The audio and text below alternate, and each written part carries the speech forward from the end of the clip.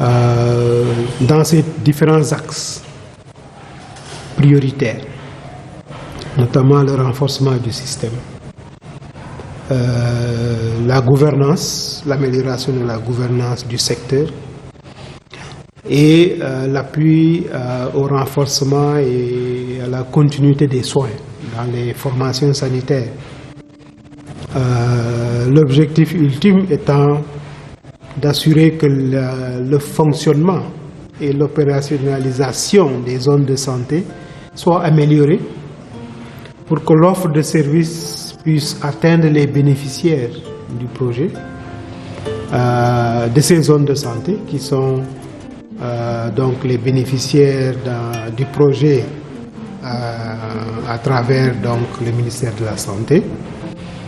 Et je voudrais rappeler ici que il s'agit de plus de 12 600 000 habitants dans les 80 zones de santé qui ont été touchés par les interventions du projet. Tunafanya mabrika kisha tunaisha mabrika musombe tunasomba tunakuwa naye hapa bamama banashota mai bakuyenga ni batoto ba hapa jo bariyengaka tukusema banayenga bamama bekunaleta bokadi tukunalia paka huku dispensaire na hivi twaliyengaka ti inaishika inafika ku niveau ya kuweka malata. La population a pris la décision de se mobiliser elle-même, de construire un centre de santé avec leurs propres ressources. Ils l'ont fait avec des moyens limités, mais parce qu'ils sont mobilisés. Mais le projet n'a fait qu'aider à parachever ce que la communauté avait déjà commencé.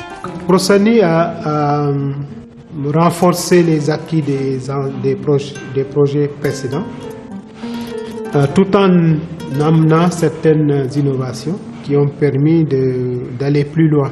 Et parmi ces innovations, il y a le programme de développement en leadership qui a permis de faire de sorte que l'appropriation, qui est l'aspect de réussite, si on devait parler de réussite, l'aspect de réussite au niveau communautaire, mais aussi au niveau des cadres du ministère, au niveau opérationnel et intermédiaire. Il y a également les communautés championnes, avec leur volet hommes champions, qui également ont fortement contribué à l'appropriation au niveau communautaire des interventions du projet, mais aussi de renforcer les acquis et l'efficacité de l'offre de services par les structures que sont les centres de santé et les hôpitaux.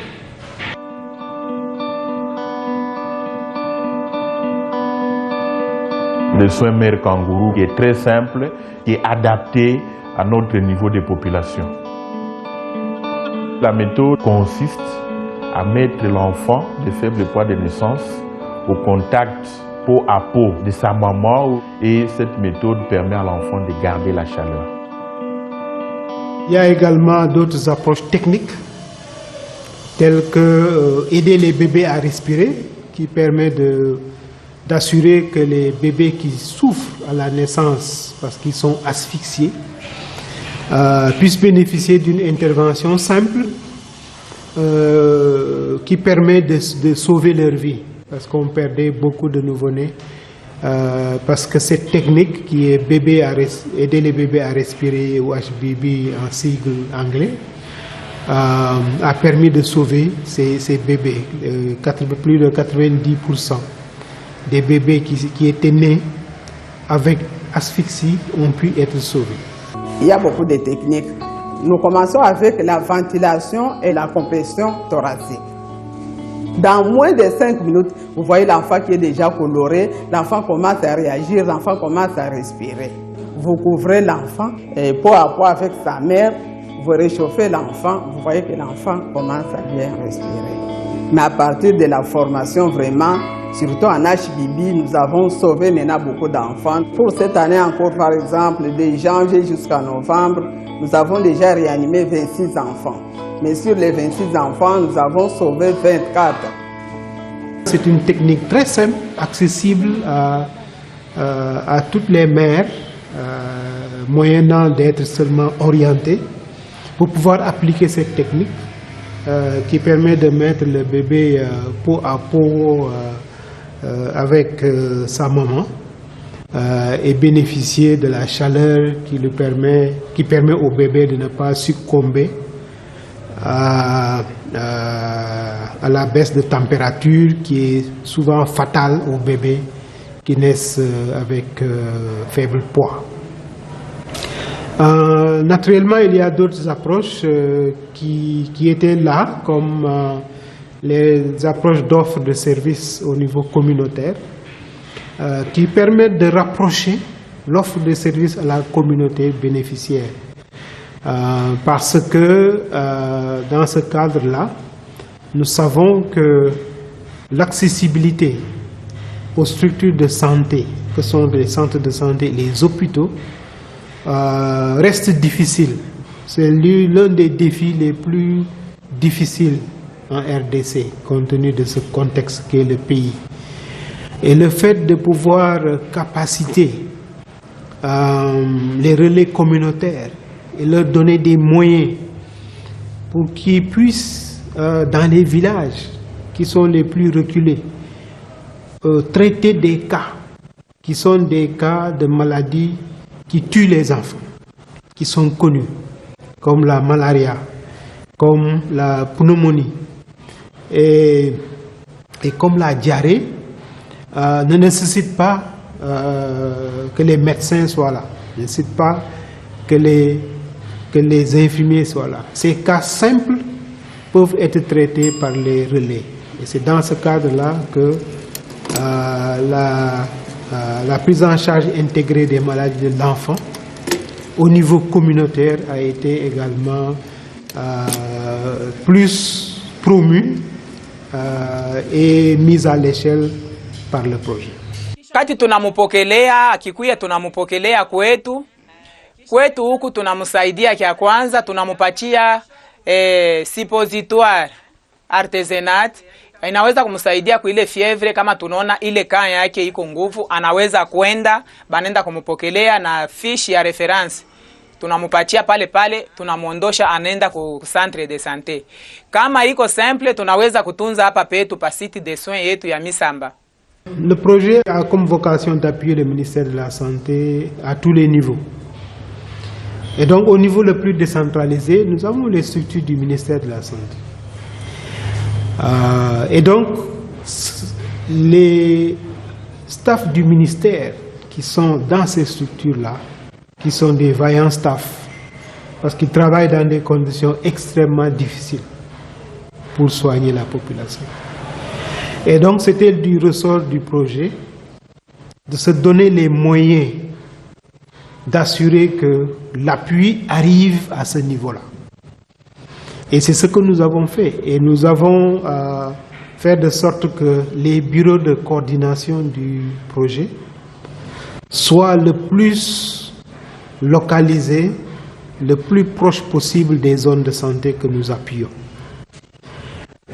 Et de ce fait, nous avons pu donner les moyens aux bureaux de coordination pour que les bureaux de coordination puissent accompagner les zones de santé, mais aussi les aires de santé et leurs structures pour que l'offre de services soit effective. Mais le projet ne s'est pas arrêté là. Le projet a donné des subventions directes, aux structures de santé, aux zones de santé et au niveau provincial, pour leur permettre de pouvoir faire leur travail.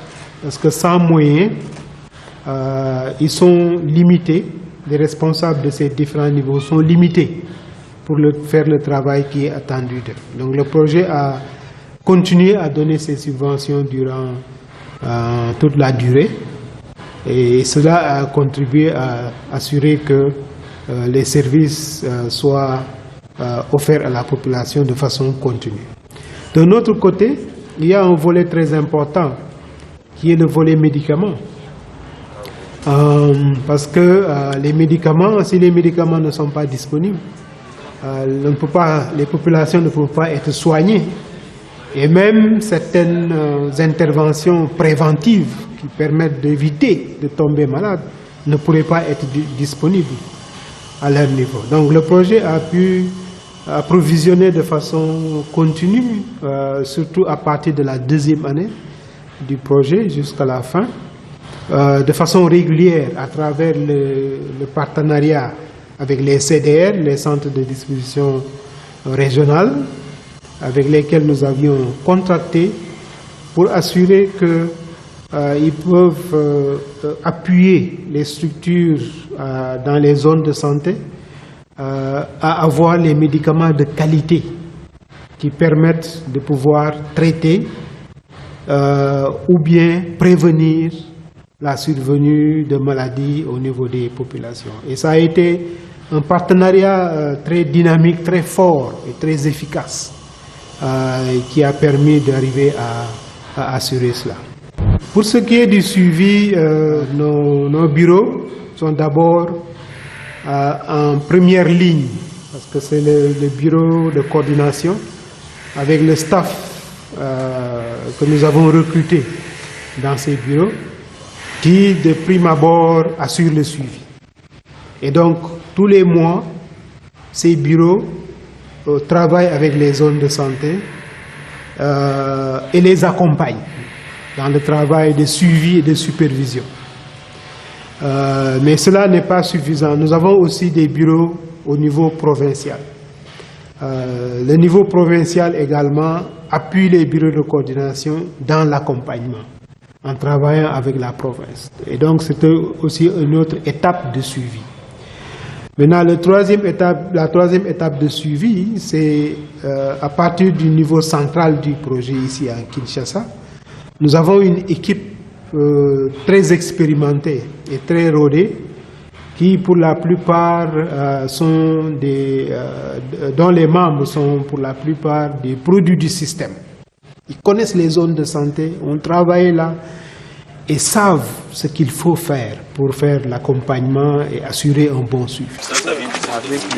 L'équipe qui était là a accompagné nos bureaux et ensemble, y compris moi-même, j'ai pu faire des visites régulières dans des zones de santé qui m'ont permis de toucher du doigt non seulement les défis, mais aussi assurer que les ressources que nous mettons à disposition arrivent là où on en a besoin. Et donc, c'est tout ce système donc, du niveau le plus décentralisé au niveau central qui a fonctionné pour assurer que le suivi est fait de façon régulière.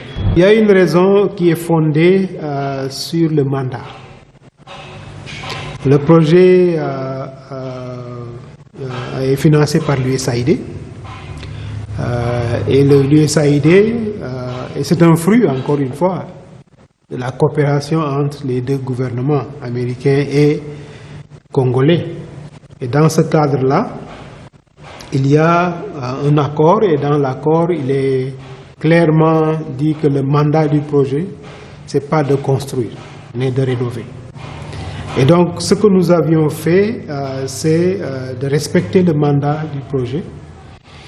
Ce qui est très intéressant comme un aspect, j'ai parlé tout à l'heure d'appropriation, comme que j'appelle moi réussite, c'est le fait que l'appropriation par les communautés a permis de démontrer que les Congolais ont les moyens, la motivation, la détermination de prendre en charge, de s'auto-prendre en charge.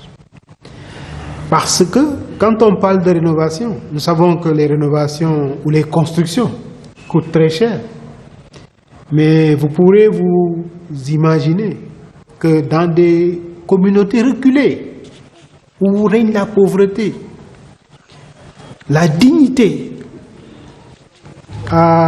est toujours restée et a permis que les communautés, après qu'on les ait capacités, capacité ont pu voir que leurs propres moyens étaient mobilisables par eux-mêmes. Ils les ont mobilisés et ils ont presque construit des centres de santé, parfois. Où elles sont arrivées à investir plus que ce que le projet a donné. C'est formidable. Ça montre seulement quoi? Que les communautés se sont pas seulement approprié le projet, mais se sont appropriés leurs propres problèmes. Et ils ont appliqué des solutions qui sont accessibles à leur niveau. Et ces solutions ont été appliquées avec leurs propres moyens. La communauté s'est organisée. La communauté a dit, nous devons nous prendre en charge, nous devons participer. Nous ne devons pas tout attendre des partenaires. Ils ont acheté une parcelle, ils ont élargi la parcelle. Et aujourd'hui, ils ont un bon bâtiment, vraiment un centre de santé, peut-être même le meilleur de tous les centres de santé de Katana. On a vu quelque chose d'exemplaire. La population avait des problèmes pour accéder à des soins de base parce que les centres de santé où tout le monde allait dans cette aire de santé étaient vraiment très très loin. Mais la population a pris la décision de se mobiliser elle-même, de construire un centre de santé avec leurs propres ressources. Ils l'ont fait avec des moyens limités, mais parce qu'ils se sont mobilisés. Mais le projet n'a fait qu'aider à parachever ce que la communauté avait déjà commencé. C'est formidable. C'est ça qu'on appelle la pérennisation.